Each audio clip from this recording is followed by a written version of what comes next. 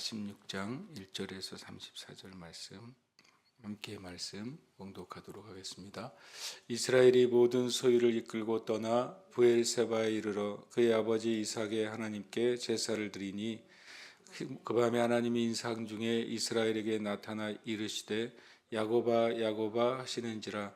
야곱이 이르되 내가 여기 있나이다 하매 하나님이 이르시되 나는 하나님이라 내 아버지의 하나님이니 애굽으로 내려가기를 두려워하지 말라. 내가 거기서 너로 큰 민족을 이루게 하리라. 내가 너와 함께 애굽으로 내려가겠고 반드시 너를 인도하여 다시 올라올 것이며 요셉이 그의 손으로 내 눈을 감기기라 하셨더라. 야곱이 브엘세바에서 떠날새 이스라엘의 아들들이 바로가 그를 태우려고 보낸 수레에 자기들의 아버지 야곱과 자기들의 처자를 태우고 그들의 가축과 가나안 땅에서 얻은 재물을 이끌었으며 야곱과 그의 자손들이 다 함께 애굽으로 갔더라. 이와 같이 야곱이 그 아들들과 손자들과 딸들과 손전을 곧 그의 모든 자손을 데리고 애굽으로 갔더라. 애굽으로 내려가 이스라엘 가족의 이름은 이러하니라. 야곱과 그의 아들들 곧 야곱의 맏아들 르우벤과 르우벤의 아들 하놉과 발루와 헤스론과 갈미요 시므온의 아들은 여무엘과 야민과 오핫과 야긴과 스할과 가나안 여인의 아들 사울이요 레이의 아들은 게르손과 그핫과 무라리요 유다의 아들 곧 엘과 오난과 셀라와 베레스와 세나니 엘과 오난은 가나안 땅에서 죽었고 베레스의 아들은 헤스론과 하물이요 이사갈의 아들은 돌라와 부아와 욕과 시므론이요 스불론의 아들은 세렛과 엘론과 야르엘이니 이들은 레아가 바단 아람에서 야곱에게 난 자손들이라.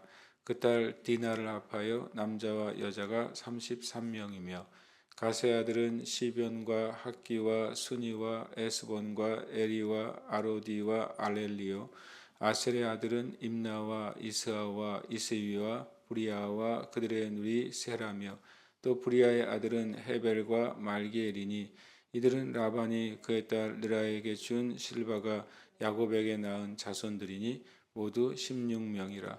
야곱의 아내 라헬의 아들 곧 요셉과 베냐민이요 애굽 땅에서 온의 제사장 보디베라의 딸 아스낫이 요셉에게 낳은 므낫세와 에브라임이요 베냐민의 아들 곧 벨라와 베겔과 아스벨과 게라와 나아만과 에히와 로스와 무빔과 후빔과 아르시니 이들은 라헬이 야곱에게 낳은 자손들이니 모두 14명이요 단의 아들 후심이요 납달레의 아들 곧 야스엘과 구니와 예셀과 실렘이라.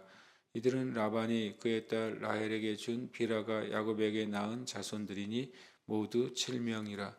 야곱과 함께 애굽에 들어간 자는 야곱의 며느리들 외 66명이니 이는 다 야곱의 몸에서 태어난 자이며 애굽에서 요셉이 낳은 아들은 2명이니 야곱의 집 사람으로 애굽에 이른 자가 모두 70명이었더라. 야곱이 유다를 요셉에게 미리 보내어 자기를 고센으로 인도하게 하고 다 고센 땅에 이르니 요셉이 그의 수레를 갖추고 고센으로 올라가서 그의 아버지 이스라엘을 맞으며 그에게 보이고 그의 목을 어긋맞춰 안고 얼마 동안 울매 이스라엘이 요셉에게 이르되 네가 지금까지 살아있고 내가 내 얼굴을 보았으니 지금 죽어도 족하도다. 요셉이 그의 형들과 아버지의 가족에게 이르되 내가 올라가서 바로에게 아뢰어 이르기를 가나안 땅에 있던 내 형들과 내 아버지의 가족이 내게로 왔는데 그들은 목자들이라 목축하는 사람들이므로 그들의 양과 소와 모든 소유를 이끌고 왔나이다 하리니 바로가 당신들을 불러서 너희의 직업이 무엇이냐 묻거든 당신들은 이르기를 주의 종들은 어렸을 때부터 지금까지 목축하는 자들이온데 우리와 우리 선조가 다 그러하니이다 하소서. 애굽 사람은 다 목축을 가증히 여기나니 당신들이 고센 땅에 살게 되리이다. 아멘. 창세기 46장 1절에서 34절은 어떻게 보면 대전환이 일어나는 장입니다. 왜냐하면 성경 전체에서 항상 애굽에 있든지 또 바벨론에 있든지 어디 있든지 또 아브라함 때부터 갈대아굴에 있든지 다 하나님의 인도는 그 이방에서 다 가나안 땅으로 가라는 명령이었습니다. 아브라함 때에도 갈대아 우르에서 하나님이 내게 보여줄 지시할 땅, 그 가나안 땅으로 가라고 말씀하신 것이었죠. 나중에 출애굽할 때도 이 가나안 땅으로 가라고 말씀하신 것입니다. 나중에 한참 뒤에 유다와 이스라엘이 완전히 아수르와 바벨론으로 인해서 나라가 무너지고 사로잡혔을 때에도 또 거기서 가나안 땅, 지금의 이스라엘로 가라고 말씀하시죠. 현대 이스라엘도 이제 알리야라는 이제 다시 이스라엘로 돌아가는 그 알리야 운동이 지금도 일어나고 있습니다. 근데 처음으로 성경상에서 하나님이 하나님의 그 백성에게 가나안 땅에서 애굽으로 가라고 명령하신 유일하고 또 최초이자 마지막 사건이 바로 이제 가나안 땅에서 오히려 애굽으로 가라는 하나님의 명령입니다. 그래서 겉으로 보기에는 오히려 약속의 땅을 떠나서 등지고 가라는 명령이지만 그것은 이제 영적인 면에서는 오히려 하나님의 큰 구원의 계획 가운데 이 가나안 땅에서 애굽으로 이 이스라엘 백성들을 보호하시고 또 그 가운데서 하나님께서 지키시는 놀라운 하나님의 방법이었던 것입니다. 36장 1절에 보면 부엘세바에 이르러라고 말합니다. 그 부엘세바는 이스라엘을 얘기할 때 단에서부터 부엘세바 이런 표현을 성경에서 여러 번 말하고 있죠. 단은 이스라엘의 가장 북쪽을 가르치고 부엘세바는 이스라엘의 가장 남쪽을 가르칩니다. 물론 이 창세기 46장에서는 이 나라의 경계가 확정되지는 않았습니다. 그러나 이 말씀을 통해서 이스라엘 후대 백성들에게 부엘세바에 이르렀다. 이 말은 일종의 하나님이 주신 가나안 땅의 마지막 남쪽 경계에 이르렀음을 말합니다. 헤브론에서 이제 살고 있었던 야곱이 또 그의 가족들이 이 이스라엘의 남쪽 경계, 이제 부엘세바를 지나면 목축을 할 수 없는 땅이거든요. 부엘세바를 지나면 이제 사막과 광야가 펼쳐지기 때문에 거기에 이르러서 아버지 이삭이 하나님께 희생제사를 드렸다. 이제 이 전후 상황을 살펴보면 이스라엘이 물론 이 사랑하는 아들 요셉을 살아있다는 사실을 알고 또 이 헤브론에서 더 이상 이 목축을 하거나 또 실제로는 삶이 유지될 수 없는 그런 기근의 상황이라는 것을 알지만 하나님이 아브라함 때부터 약속하신 이 가나안 땅을 떠난다는 것이 쉬운 일은 아닌 것이죠. 분명히 이것이 약속의 땅이고 아브라함에게서 이삭으로, 이삭에게서 야곱으로 하나님 내가 이 땅을 너와 너희 자손에게 주겠다라고 하는 그 약속 안에 이제 모든 믿음의 조상들이 살아가고 있지 않습니까?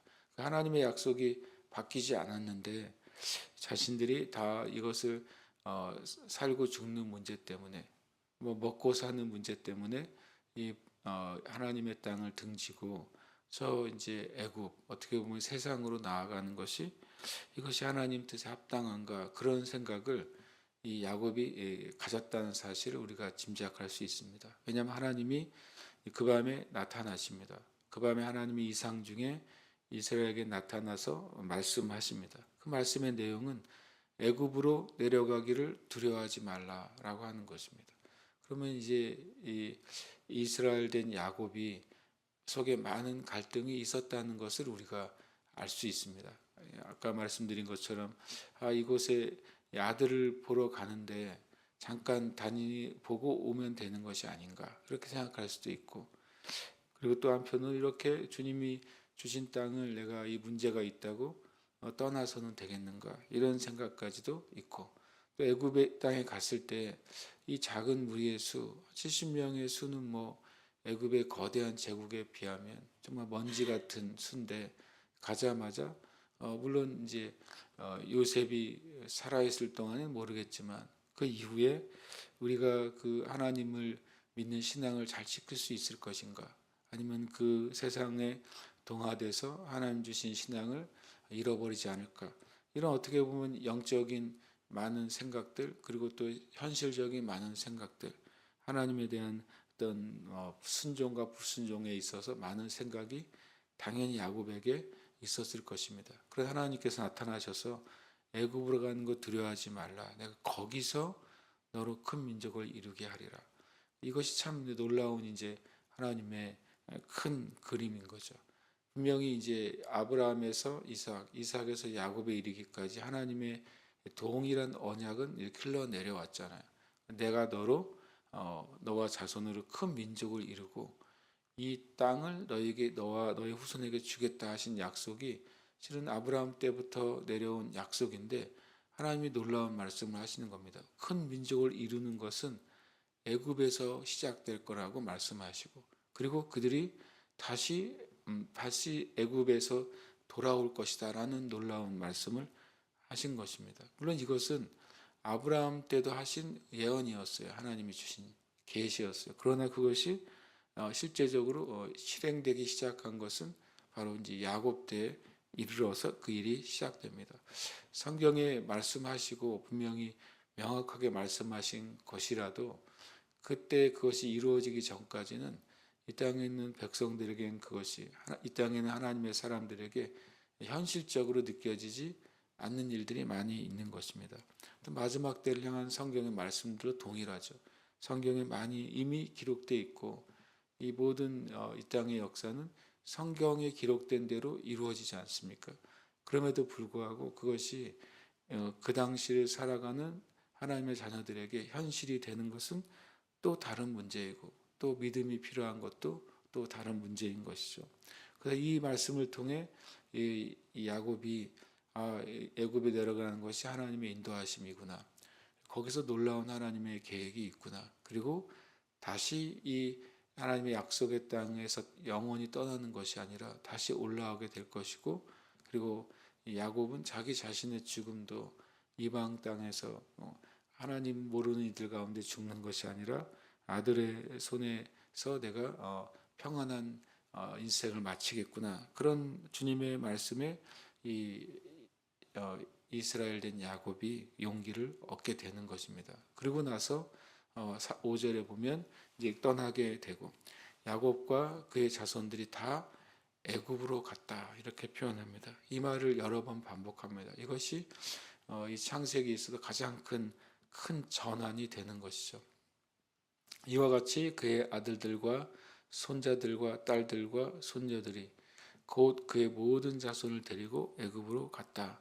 그러면서 이제 성경에서 가장 긴 첫 그 목록이 나오게 됩니다. 사람의 목록이 이 아브라함 이후에 자손들의 목록이 나오죠.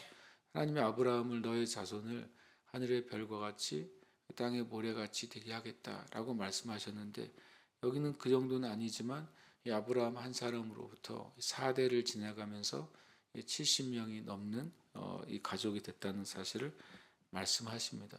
이들은 이제 태어난 순서대로 가족들이 소개되고 또 더 나아가서 이 아내들의 순서대로 기록이 됩니다. 첫 번째 순서는 바로 레아이죠. 레아가 첫째 아내이기 때문에 레아가 밧단 아람에서 야곱에게 난 자손들이라고 말하면서 남자 여자가 33명입니다. 여기서는 밧단 아람에서 낳았다고 표현합니다.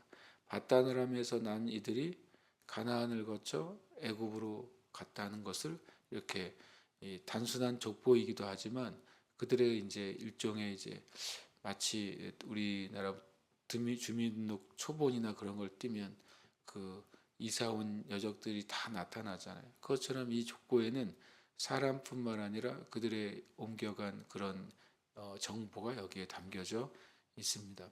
그 다음에는 실바가 야곱에서 낳은 자손들, 레아의 여종이지만 또 야곱의 아내가 된 실바가 야곱에게서 낳은 자손들이 모두 16명이 되죠. 그 다음에 라헬이 야곱에서 낳은 자손들이 모두 14명이 됩니다. 21절에 보면 베냐민이 이렇게 많은 자녀들을 낳았어요. 그런데 성경에 자꾸 베냐민을 아이라 기록하는 것이 제가 좀 재미있는 번역이라는 말씀을 드렸습니다. 라헬이 야곱에게 낳은 자손들이니 모두 14명이고 그다음에 마지막으로 이제 비라가 야곱에게 낳은 자손이 모두 7명이라. 그래서 이제 야곱과 함께 애굽에 들어간 자는 야곱의 집 사람을 애굽에 이른 자가 모두 70명이었더라. 이렇게 기록하고 있습니다. 사도행전은 이것을 또 75명이라고 말하고 있습니다. 그래서 그런 것은 이제 계산하는 방법의 차이에 따라서 70명으로 기록하기도 하고 75명으로 기록돼 있기도 합니다. 어쨌든 이 기록은 굉장히 중요한 기록이죠. 모든 이 야곱의 가족이 하나님의 놀라운 섭리와 방법에 의해서 이 가나안 땅에서 다시 애굽으로 가게 되었다라고 하는 말씀을 하고 있습니다. 이 대전환에 이제 일어나고 드디어 이제 고센으로 가서 고센에서 이제 23년 만에 이스라엘과 이제 요셉이 만나게 됩니다. 29절에 보면 목을 어긋맞춰 안고 얼마 동안 울매라고 말합니다. 많은 시간 동안에 서로에게 가지고 있었던 그런 사랑과 또 아픔과 그 그리움의 정을 이때 나누게 되죠. 그리고 이스라엘이 이런 말합니다. 내가 지금까지 살아있고 내가 너의 얼굴을 보니 지금 죽어도 좋하도다. 그러나 하나님께서는 이 야곱에게 요셉과 함께 또 십몇 년을 또 이곳에서 지낼 수 있는 은혜를 허락해 주십니다. 그러니까 야곱 한 사람의 인생을 보면 이 창세기에서 야곱만큼 그 인생이 파란만장한 사람이 실제 없습니다. 태어나기는 가나안 땅에서 태어났지만 그러나 인생의 많은 부분을 또 바다나람에서 보내고 다시 돌아와서 가나안 땅에서 수십 년을 보내고 그리고 마지막 인생은 또 애굽 이집트에서 보낸 당시에 이제 배경으로 봤을 때는 흔치 않는 인생의 역정을 통해서 하나님의 은혜가 얼마나 큰지를 보여줬던 인물이 야곱이고 또 이 야곱이 바뀌어진 이스라엘이라는 이름이 민족의 이름이 되고 나라의 이름이 되고 하나님의 백성 선민의 이름이 되었다는 사실은 이스라엘이라는 민족을 향한 하나님의 그 뜻과 계획들이 야곱이라는 한 사람의 인생 가운데 녹아 있다는 것을 우리가 보게 되는 것입니다. 그리고 이제 요셉이 그 가족들에게 한 가지 어떤 지침을 주죠. 이제 나중에 파라오를 만날 텐데 그때 우리는 목축하는 사람입니다라고 말해라. 그러면 그 애굽 사회 안으로 섞이지 않고 그들과 분리된 상태로 고유한 신앙과 문화와 또 하나님을 향한 예배를 유지하며 살 수 있게 될 거라는 것을 이 요셉이 이렇게 말해줍니다. 왜냐하면 34절에 보면 애굽 사람들은 목축을 다 가증히 여긴다. 애굽에는 그런 목축이 없느냐? 당연히 애굽에는 목축이 있죠. 많고 또 훨씬 더 발달되어 있습니다. 그런데 이 어떤 주석을 보면 당시에 이제 힉소스라는 목축의 신이 있었고 목축의 신을 섬겼던 그 어떤 무리들이 이 요셉 전까지는 정권을 가지고 있었어요. 그런데 요셉 때 시대의 파라오가 그 힉소스의 정권을 물리치고 새롭게 된 정권이라는 것입니다. 그렇기 때문에 이 새로운 정권과 그 문화는 이 전 세대의 파라오들이었던 그 힉소스 문명에 대해서 배제하고 그리고 또 싫어하는 그런 성향을 갖게 되었다. 그래서 이 목축의 신에 대해서 배제했기 때문에 그 목축을 가증히 여기는 상태가 되었기 때문에 이들이 이제 우리는 목축을 합니다. 그러니까 이 애굽의 주류 사회에 편입시키지 않게 된 것입니다. 그래서 오히려 땅도 그리고 문화도 그리고 신앙도 완전히 분리된 상태로 이스라엘 백성들이 400년 이상을 그렇게 독립적으로 지낼 수 있는 하나님의 놀라운 역사가 이때 시작이 됩니다. 하나님은 이렇게 이 창세기는 그냥 사람의 삶을 통해 하나님의 일이 어떻게 역사하시는지 사람의 삶 가운데 하나님이 어떻게 관계하시는지를 보여주는 말씀이 됩니다. 저 여러분의 인생 가운데에도 우리는 매일매일 우리의 삶을 살지 않습니까? 그러나 하나님의 계획과 하나님의 목적과 하나님의 뜻이 우리의 삶 안에 녹아있고 더 나아가서 하나님이 직접 역사하심을 우리가 믿고 하나님 앞에 믿음으로 우리가 나아가는 매일매일이 되시기를 축복합니다. 함께 이 시간 기도하겠습니다. 문명이 바뀌고 시대가 바뀌는 대전환의 때 교회와 성도들이 하나님의 인도하심에 온전한 마음으로 따라가는 은혜를 주옵소서. 합심해서 기도하겠습니다.